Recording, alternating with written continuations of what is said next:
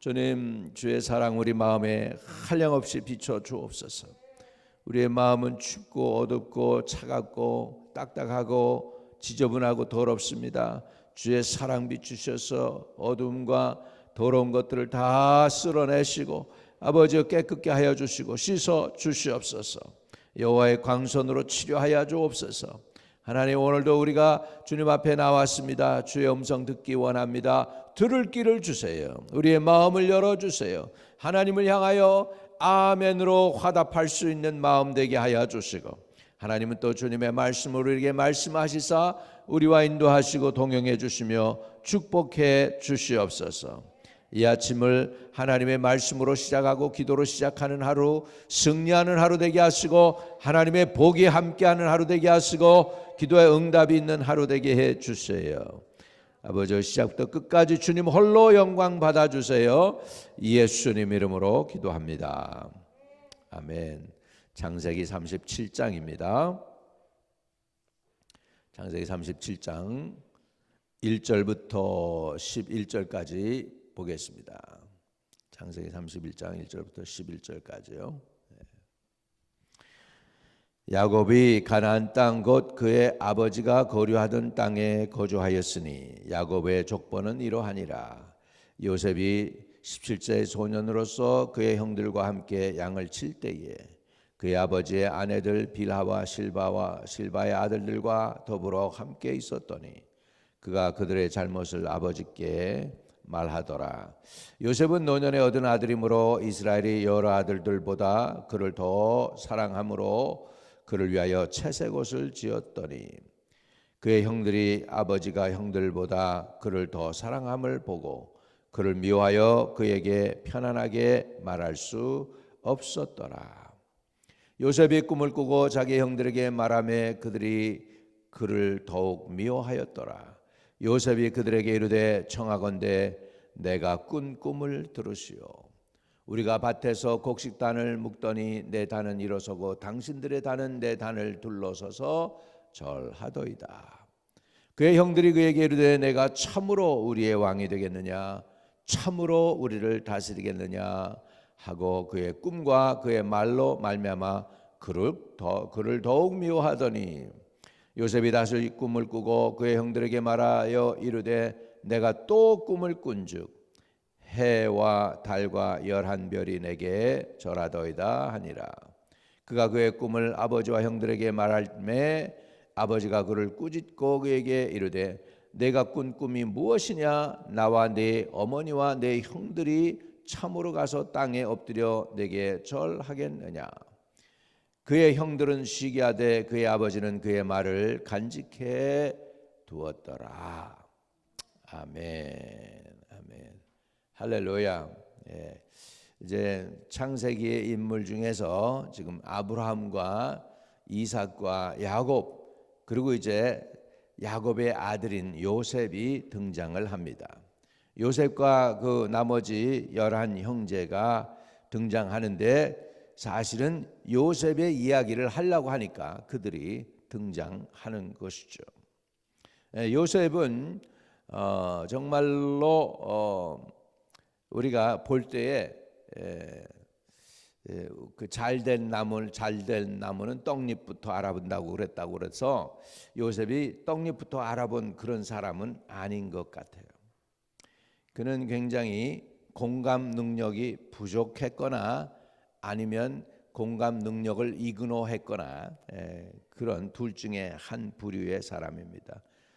형들이 싫어하는 것만 골라 하니까, 다른 사람이 싫어하는 것만 골라 하니까 그렇습니다. 또 아버지가 그를 그렇게 키운 것도 있는 것 같아요. 왜?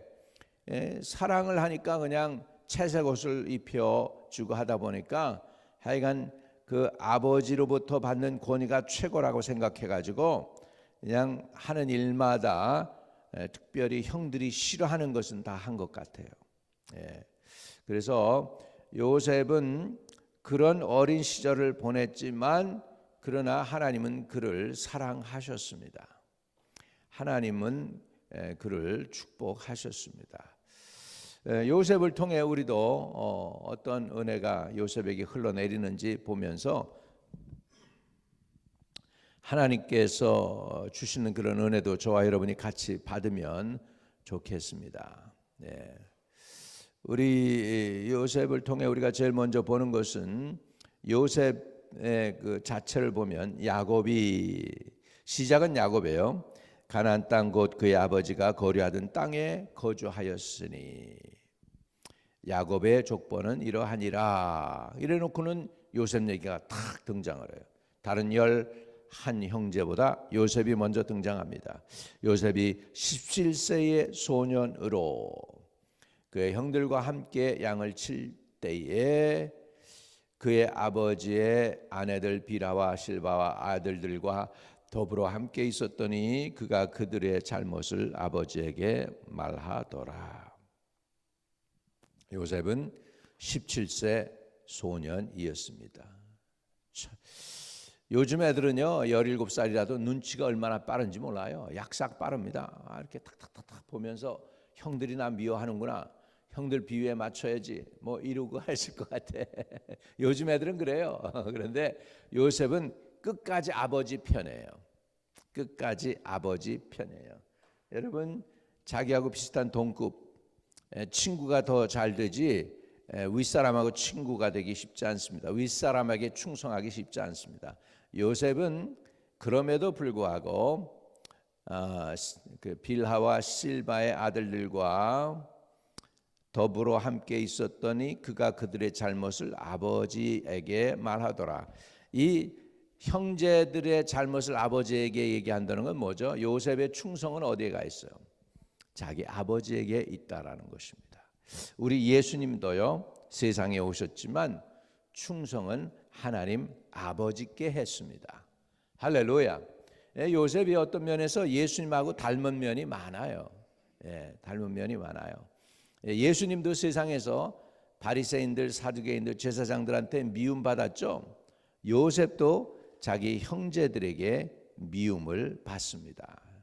형제들이 미워한 이유를 보면 두 가지가 있어요. 첫째는 요셉이 형들의 잘못을 아버지께 말한 거하고, 두 번째로는 야곱의 편애적인 사랑입니다. 3절 같이 봅니다. 요셉은 노년에 얻은 아들이므로 이스라엘이 여러 아들들보다 그를 더 사랑함으로 그를 위하여 채색옷을 지었나니. 채색옷을 지었나니. 저기 업스테이트에 좀 연세 드신 할머니가 계신데 목사님 사모님이셨는데 목사님은 돌아가셨고 지금 90살이 다 돼 가시는데, 이분이 사람들을 모아가지고 이렇게 성경 공부도 가르치고 그래서 한번 제가 초대받아서 갔더니 한 30명을 모아놓으셨어. 미국 할머니인데 글로리아 케일이라고. 그래서 이제 열심히 말씀을 좀 전하고 이제 기도해드리고 그랬는데, 우리가 목사님을 위해서 기도해 해도 되겠습니까? 그러시라고. 그랬더니 저한테 채색 옷을 입혀주셔.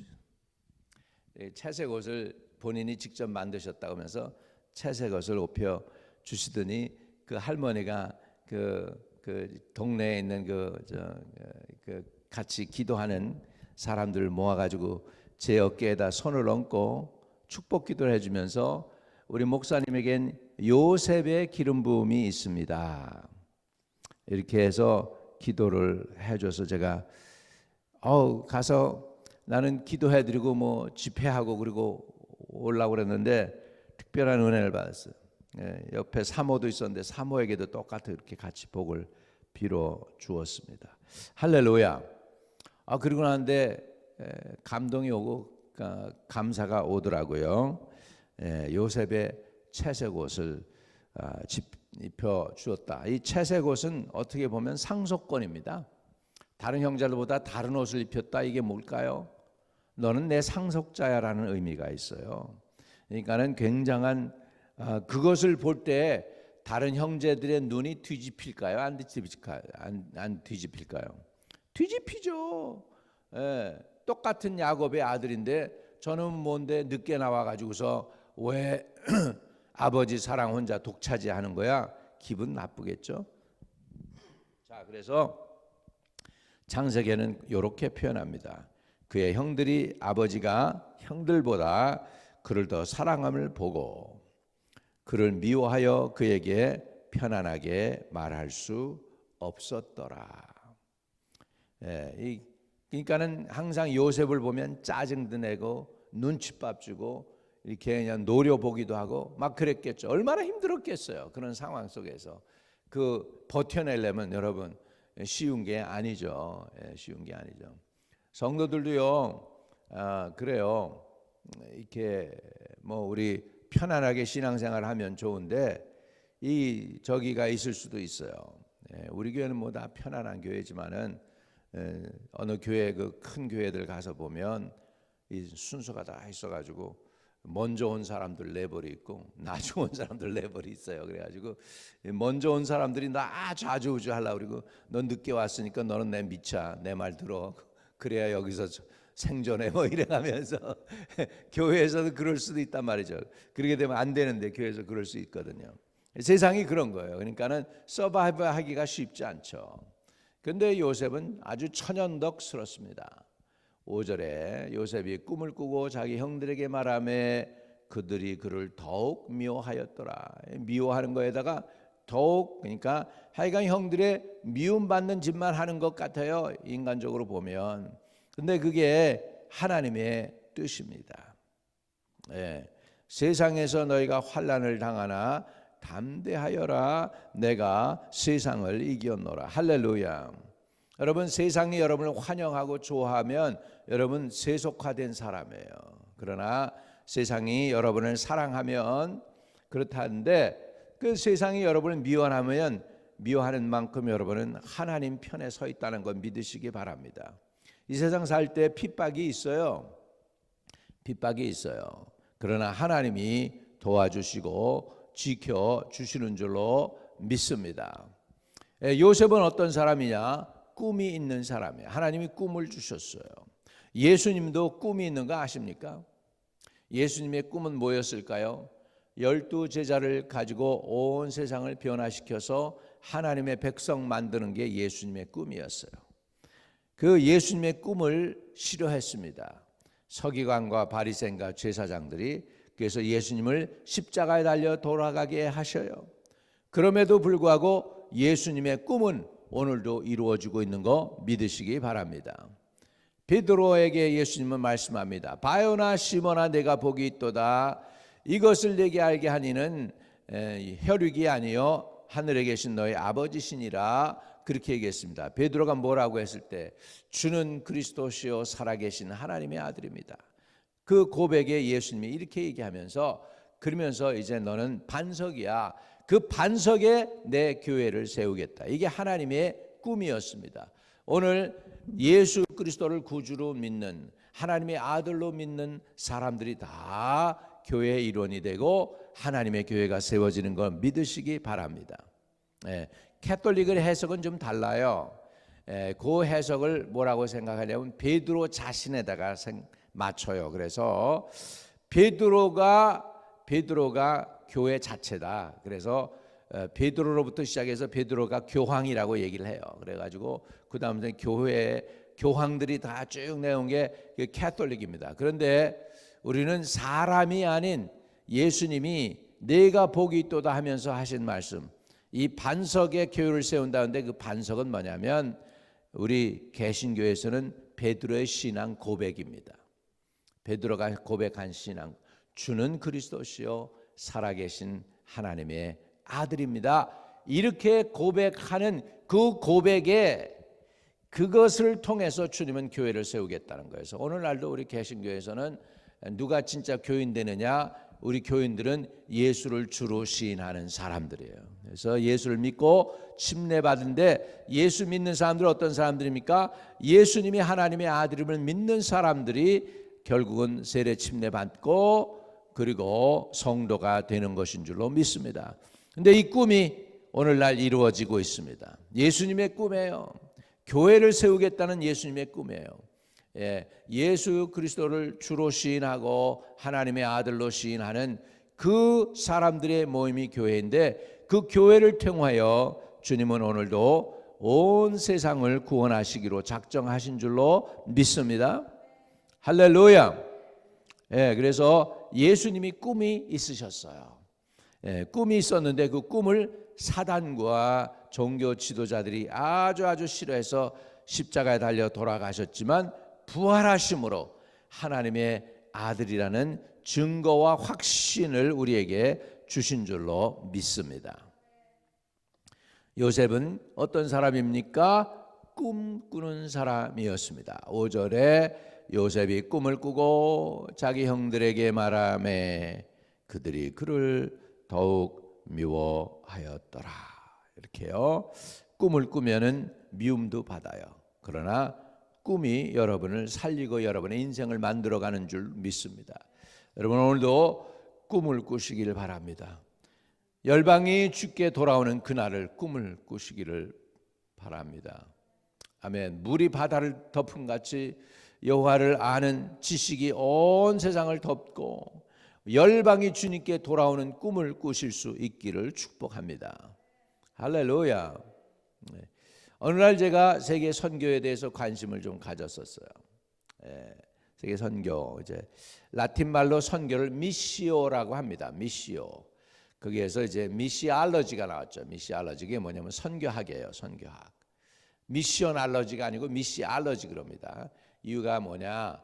라틴 말을 쓴 거죠. 그래서 영어로는 그것을 미션으로 했고 선교를 미션이라고 했고 선교하는 사람들을 미셔너리라고 했습니다. 예수님은 오늘 우리에게 미셔너리로 오셨습니다. 세상에. 할렐루야. 오셔가지고 그 꿈을 이루시고 선교를 시작하셨어요. 저에게도 그런 꿈을 주셨고 우리 성도들이라면 다 그런 꿈을 꾸고 있습니다. 열방을 꾸고. 근데 주님이 그런 마음을 주셨어요. 세계 선교 원하지? 그래서 저한테 세계 선교 하고 싶습니다. 그랬더니 주님이 그러시는 거예요.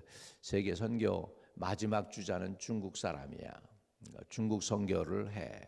그런 의미로 저에게 다가오게 하셨어요.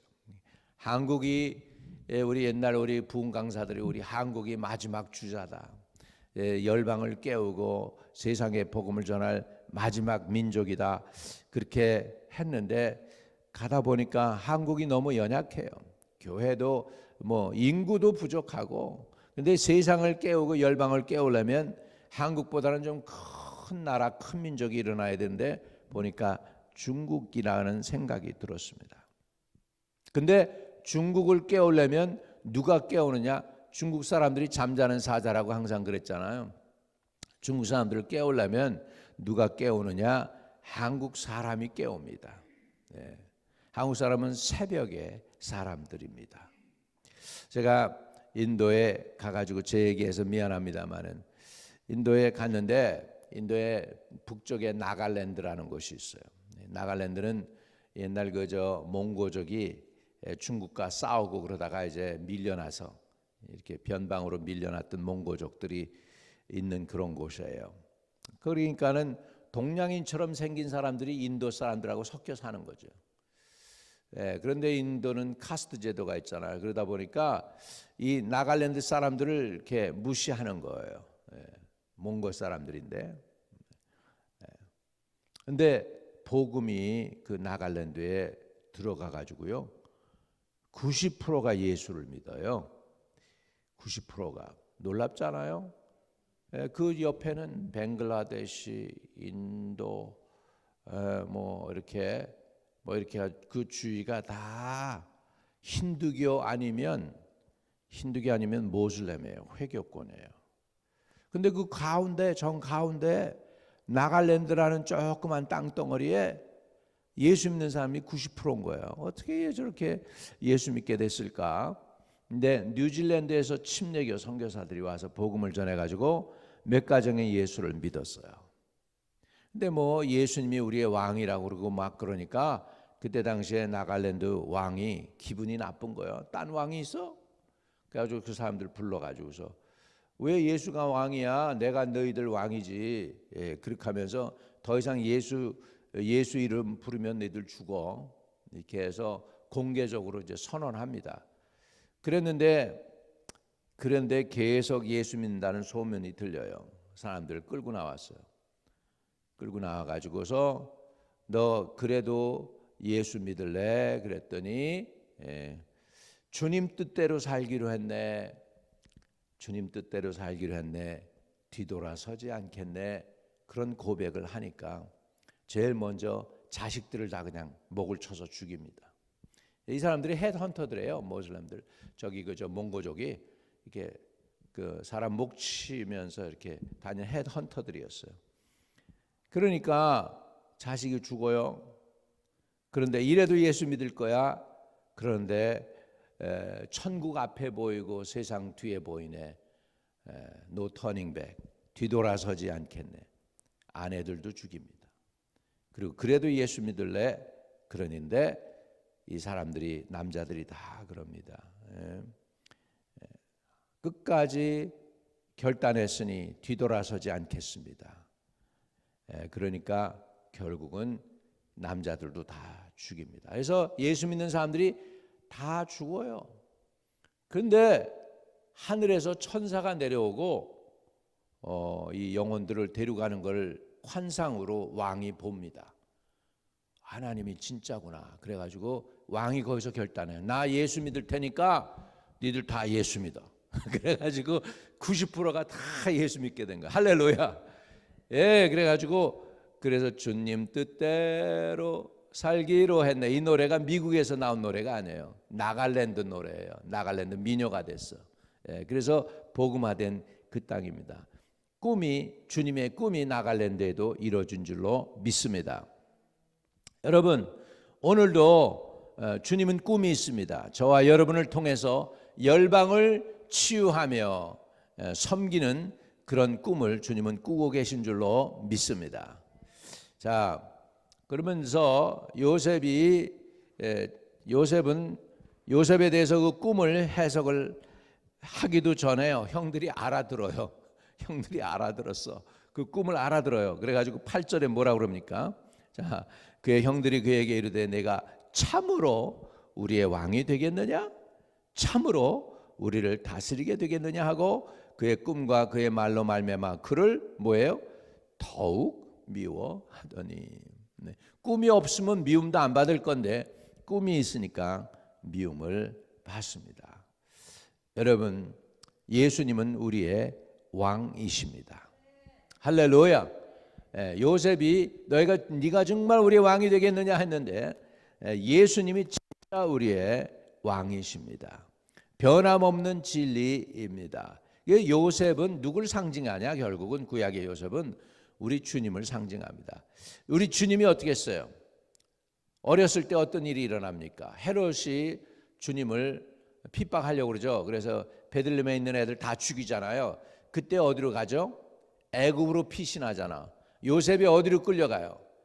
요셉이 애굽의 종으로 팔려가잖아요. 그랬다가 다시 돌아오잖아요. 물론 돌아왔어요, 여러분. 400년 만에 요셉이 시체로 주님께 자기의 본향으로 돌아가게 된 걸 봅니다. 그래서 구약에서 요셉은 예수님을 상징한다고도 할 수가 있습니다. 그래서 형들이 그 말을 알아들어요. 내가 우리 왕이 되겠느냐? 이렇게 말을 하는 거 보면, 자, 또 9절입니다. 또 다른 꿈을 꿨어요, 요셉이. 밭에서 곡식단이 묶여 있는데 요셉에게 절을 했잖아요. 요셉의 단에게. 두 번째 꿈입니다. 두 번째 꿈. 요셉이 다시 꿈을 꾸고 그의 형제들에게 말하여 이르되 내가 또 꿈을 꾼즉 해와 달과 11별이 내게 절하도이다 하니라. 이 꿈을 또 누가 알아들었을까? 야곱이 알아들어요.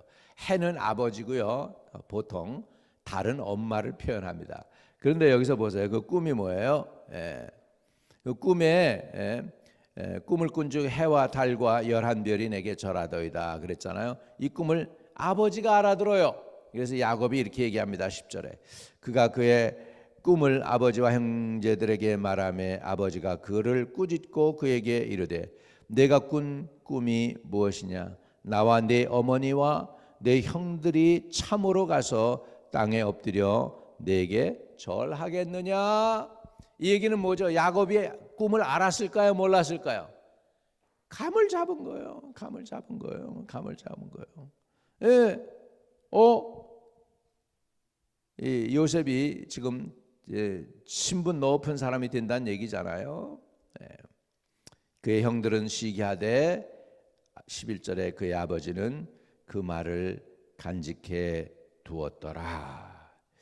예, 여러분 오늘 여러분에게 주신 하나님의 꿈이 있을 거예요. 소녀 시절에 또는 청년 시절에 가졌던 꿈 잊지 마세요.